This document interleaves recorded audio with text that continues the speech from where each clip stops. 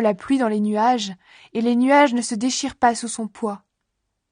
Il cache le visage de la pleine lune en le couvrant de brume. Il a tracé un cercle sur les mers, là où la lumière laisse place à la nuit.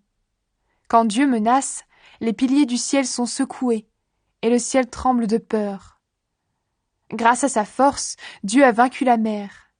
Grâce à son intelligence, il a écrasé Rahab, le méchant animal de l'eau. Son souffle a balayé le ciel. Sa main a percé Léviathan, le serpent fuyard. Tout cela, ce n'est que l'extérieur de ses actions, et d'elles, nous n'entendons qu'un bruit léger. Mais le tonnerre de ses exploits, qui peut le comprendre? Suite de la réponse de Job. Je suis innocent.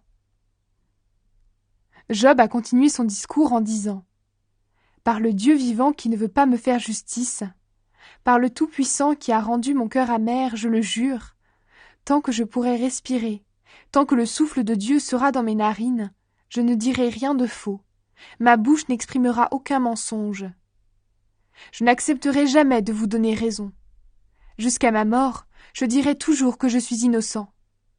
J'affirme avec force que ma conduite est juste, et je ne dirai jamais le contraire.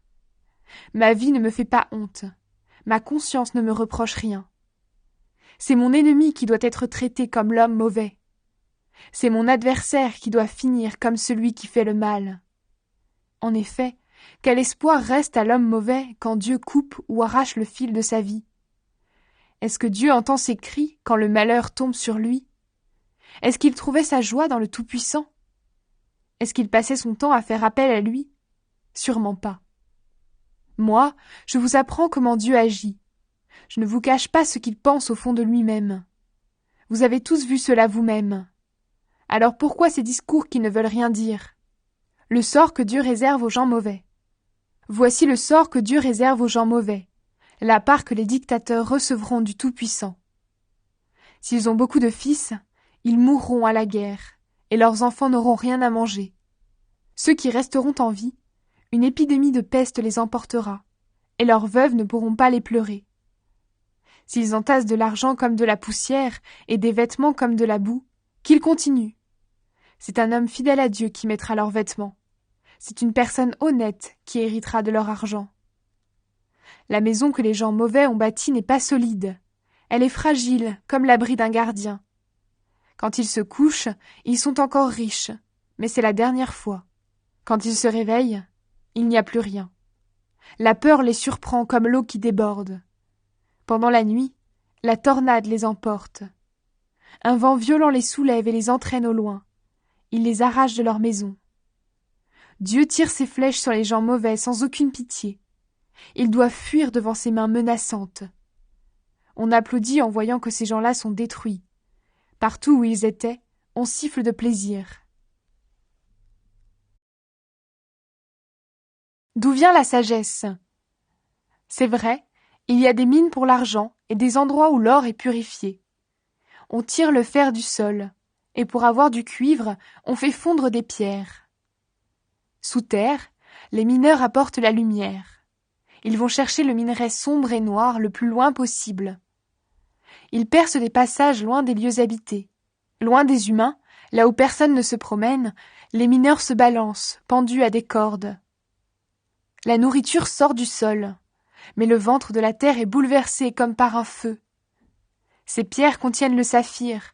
Dans sa poussière, on découvre l'or. L'aigle ne connaît pas ses chemins sous la terre. Les grands oiseaux ne les ont jamais vus. Les bêtes sauvages n'y sont jamais venues. Le lion ne s'y est jamais promené.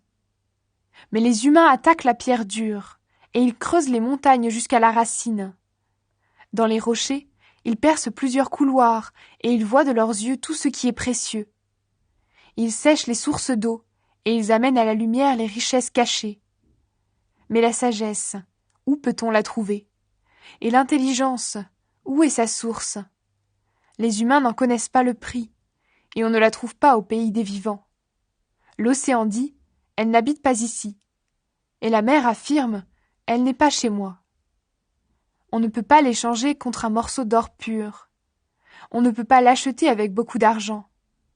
L'or le plus pur, la cornaline précieuse ou le saphir n'ont pas sa valeur. Ni l'or ni le verre ne peuvent être comparés à la sagesse. On ne peut l'obtenir contre une coupe d'or pur. Ne parlons même pas du corail et du cristal. La valeur de la sagesse dépasse celle des perles. La topaze éthiopienne ne peut lui être comparée. Même l'or pur n'a pas sa valeur. Mais d'où vient la sagesse? Et l'intelligence, où est sa source? Elle se cache aux yeux de tous les vivants. Les oiseaux du ciel ne la voient pas. La mort et le monde des morts disent « Oui, nous avons entendu parler d'elle. » Mais c'est Dieu qui en connaît le chemin. Il sait où elle habite. C'est lui qui regarde jusqu'au bout du monde, et il voit tout ce qui est sous le ciel. En effet, c'est lui qui a donné sa force au vent. Il a mesuré la quantité de l'eau. Il a fixé une limite à la pluie, et un chemin au tonnerre qui gronde. À ce moment-là, Dieu a vu la sagesse et il l'a appréciée. Il l'a remarquée et il a voulu voir ce qu'elle valait. Ensuite, il a dit aux êtres humains « Respectez le Seigneur, voilà la sagesse. Fuir le mal, voilà l'intelligence. » Job parle encore.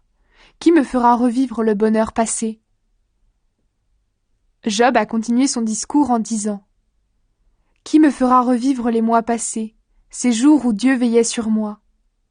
Sa lampe brillait alors au-dessus de ma tête, et sa lumière me guidait dans la nuit. Qui me rendra les jours de mon âge mûr, quand Dieu veillait en ami sur ma maison? À cette époque, le Tout-Puissant était encore avec moi, et mes fils m'entouraient.